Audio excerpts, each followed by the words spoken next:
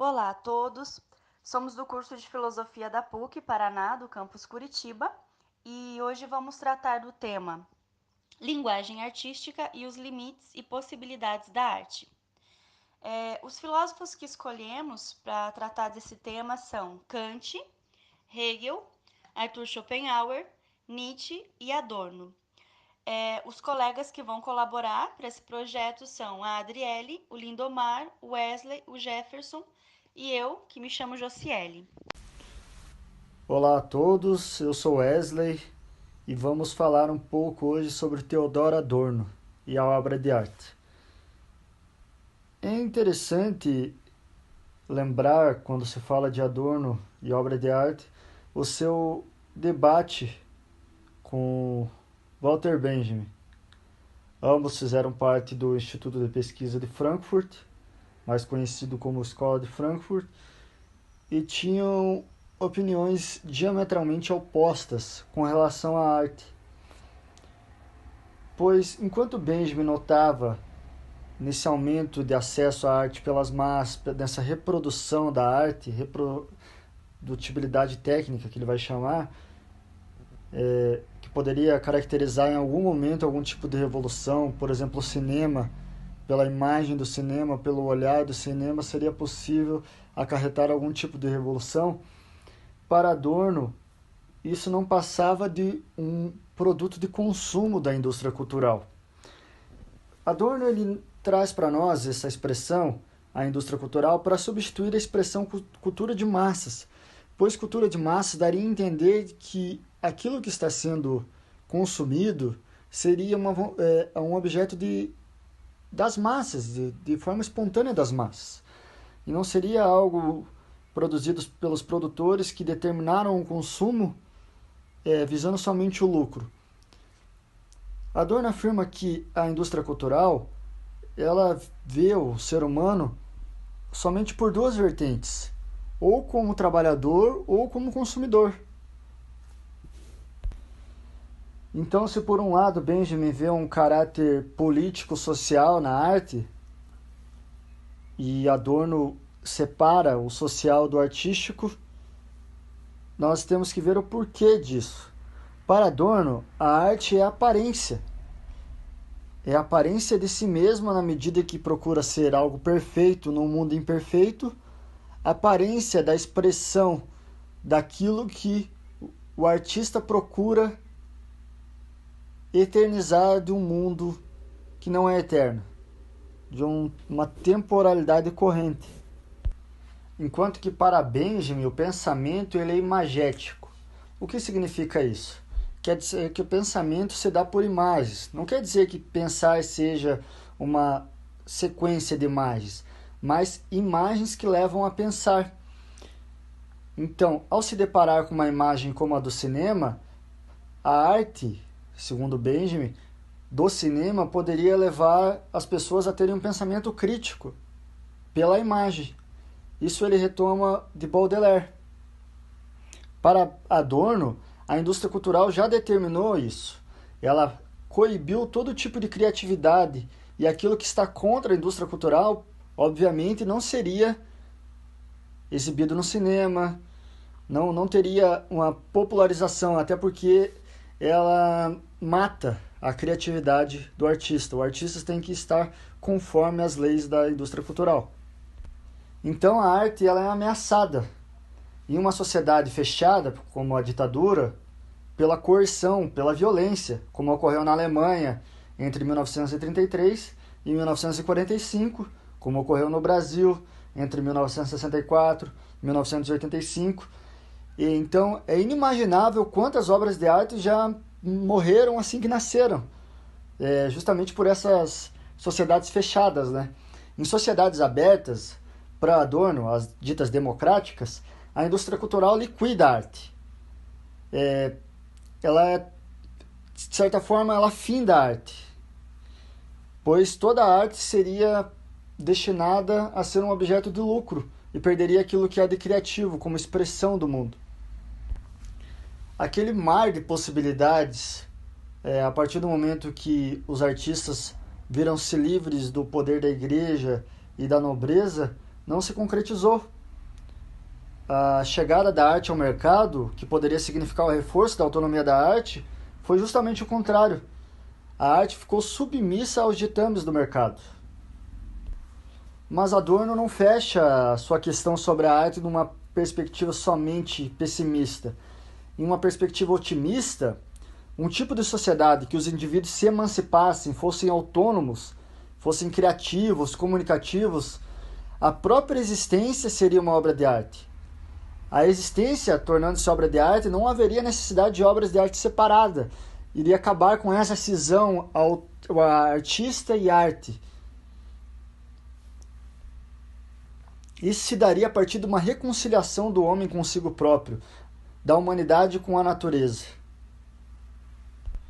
Em um outro texto menor, Adorno diz, um texto titulado O Tempo Livre, que até o tempo livre mesmo está determinado. A existência como um todo está determinada pelas relações trabalhistas e não há criatividade. E onde não há criatividade não pode nascer arte. Então, nessa perspectiva, vimos que a obra de arte para Adorno busca ser uma representação do mundo, uma representação perfeita num mundo imperfeito. Contudo, as suas possibilidades estão limitadas pelo mercado. A partir de uma emancipação da arte do mercado é que é possível produzir arte. Contudo, como o mercado, de certa forma, dominou todo o campo da arte, então só a partir de uma emancipação da própria vida dessas relações mercantis é que podemos ter arte. Uma vida autêntica, uma vida criativa, onde a vida se torna uma obra de arte. Então, falando um pouquinho sobre Schopenhauer. De todas as formas de arte, a que Schopenhauer considera a mais sublime é a música. Porque a música para ele é a melhor forma de linguagem artística, né? A possibilidade que a arte nos dá, segundo ele, é de elevar-se, colocar-se acima das nossas vontades, né? Infelizmente, as limitações desse processo é de que a arte não consegue nos causar esse bem por muito tempo. Mas vamos explicar melhor. Então, assim, em um primeiro momento, a gente precisa entender que Schopenhauer tem uma visão do que é o homem. O homem, para ele, é um ser de vontade, e essas vontades, elas nunca são supridas, né? Não completamente, digamos assim, né? Não existe como suprir todas essas vontades que nós temos. Então, a fonte de todo sofrimento está nessa vontade. E a arte, então, ela viria como algo que possa nos ajudar a se libertar dessas vontades, né?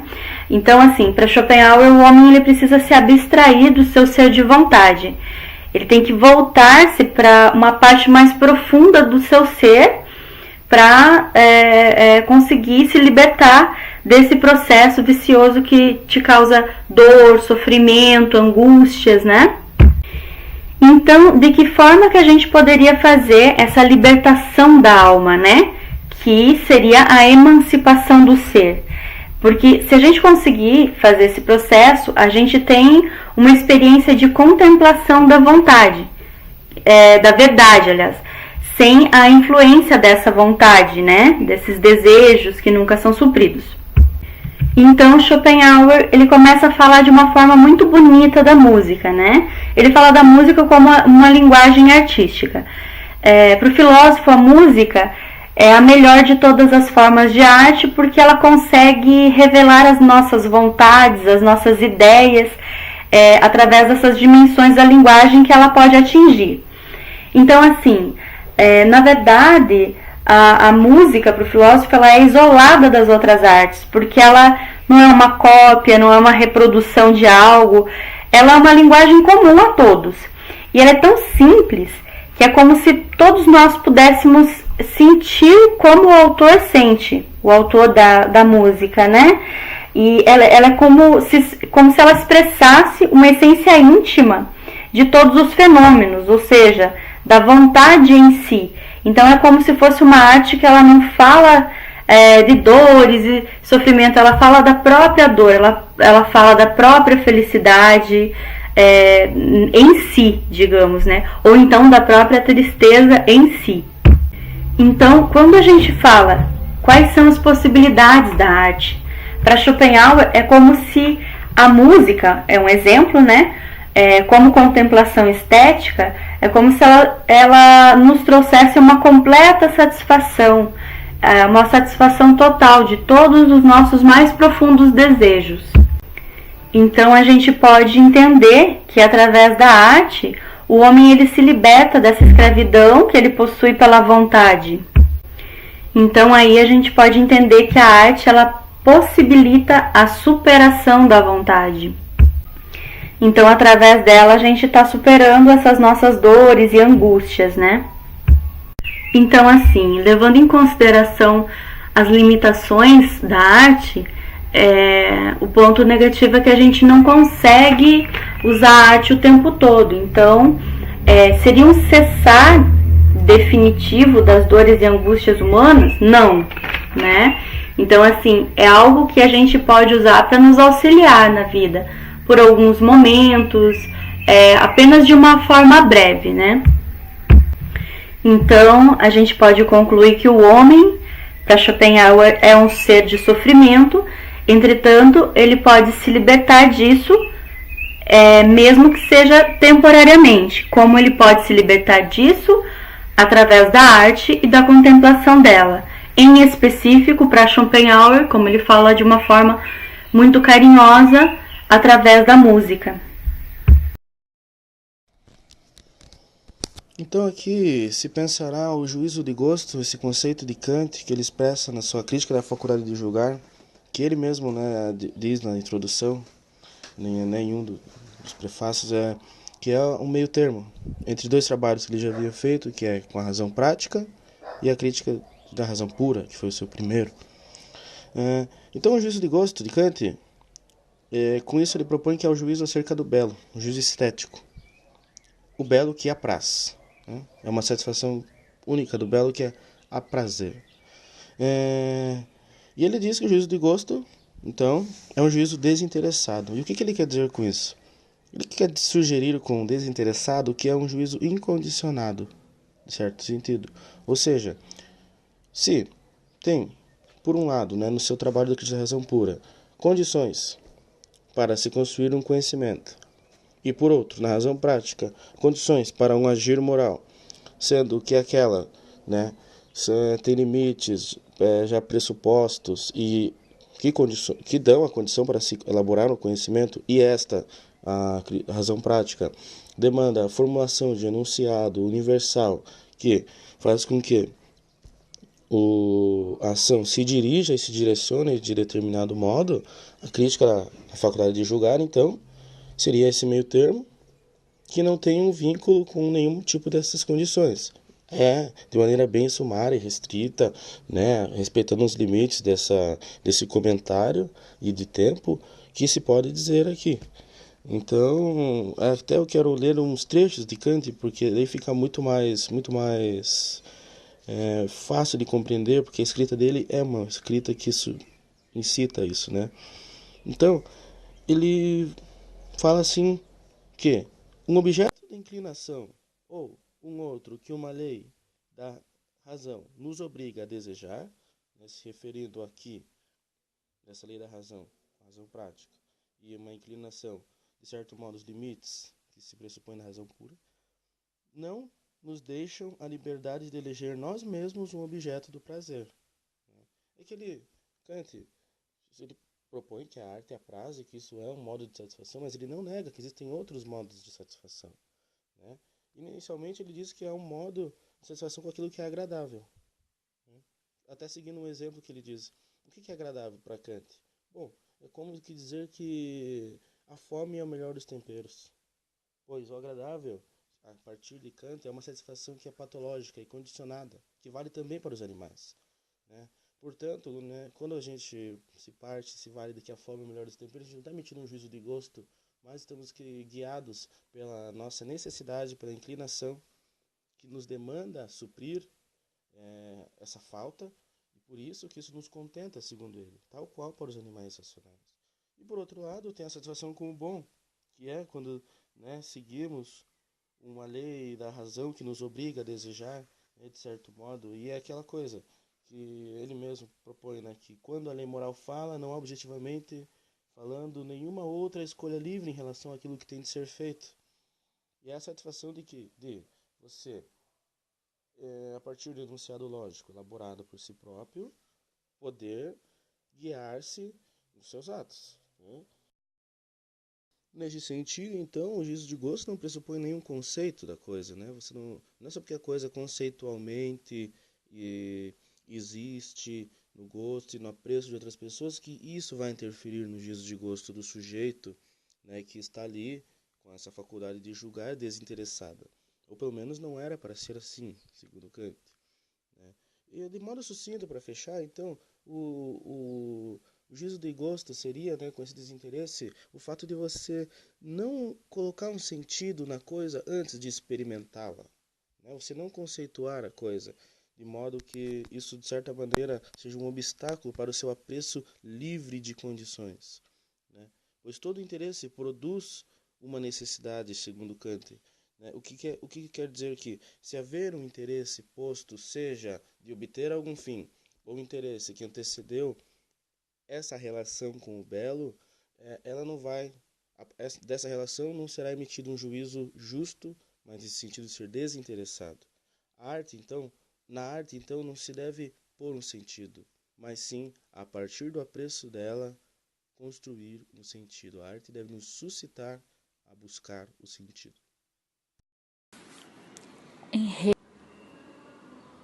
Ética está para além do plano epistemológico.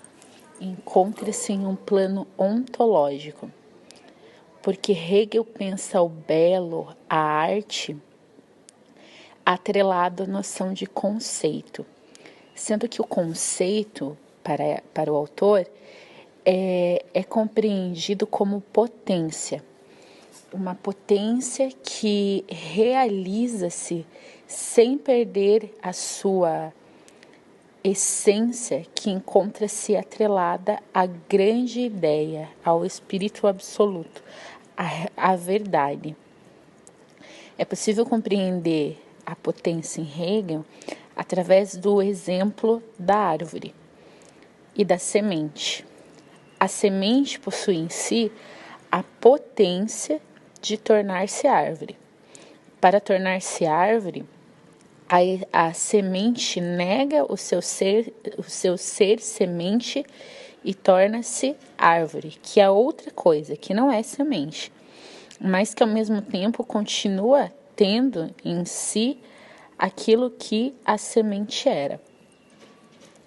Ou seja, o infinito da ideia do espírito absoluto, ele se realiza, ele se manifesta no finito. Porém, o finito não esgota o infinito da verdade, da ideia absoluta. O belo, então, ele se configura como uma manifestação da ideia, como uma manifestação da verdade. Mas ele não é a verdade. Ele possui elementos de sua totalidade. O belo, através da arte, né, como expressão do belo, através da forma, ela concretiza, ela materializa o conceito. Por isso que, para Hegel, a estética, a arte, ela pode ser compreendida de uma forma objetiva. No entanto, o autor busca avançar, superar a dicotomia sujeito-objeto. Ele não quer compreender a estética como uma categoria subjetiva, nem mesmo compreender a estética como uma categoria objetiva. Ele quer que o belo seja compreendido enquanto manifestação da ideia. Enquanto tal, sim, é possível ser objetivado, mas não é possível ser esgotado.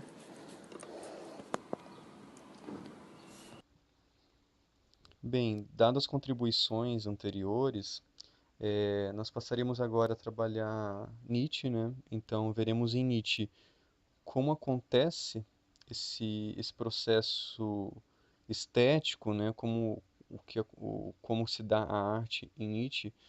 E é claro que Nietzsche, né, é amplamente conhecido por todas as críticas que ele tece à moral, aos valores morais, à religião, à verdade, à razão. E, e Nietzsche também escreve com o seu primeiro livro, O Nascimento da Tragédia, provavelmente o maior tratado que ele, né, o que o Nietzsche já fez sobre arte. Mesmo que Nietzsche revisite este trabalho anos depois e teça críticas a esse trabalho, o Nascimento da Tragédia ele ainda constitui, ainda hoje, um livro fundamental para toda a obra do Nietzsche e para a própria ciência estética, né? Então, né, dito isso, nós queremos agora, justamente dentro do Nascimento da Tragédia, procurar qual é o valor da arte ou como a arte acontece dentro desse livro, né? Bem, Nietzsche vai abrir o Nascimento da Tragédia apontando para dois impulsos artísticos que existem na natureza, que é o apolíneo e o dionisíaco.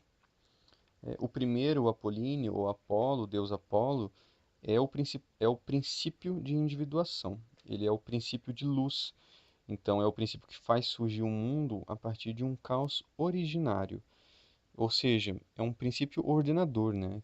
É um princípio que, a partir do momento em que tenha domado esses impulsos, essas forças da natureza, ele a submete a uma regra, ele dá forma às coisas, delimita, é, dando-as contorno, fixa um caráter distintivo, determinado, enfim.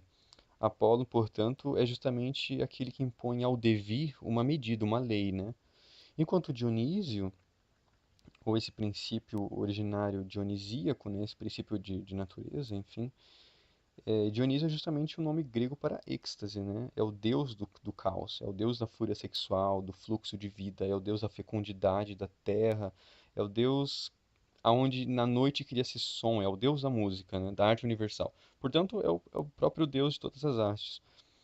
E seu espaço, o espaço de Dionísio, está justamente no mundo das aparências, da forma, da beleza.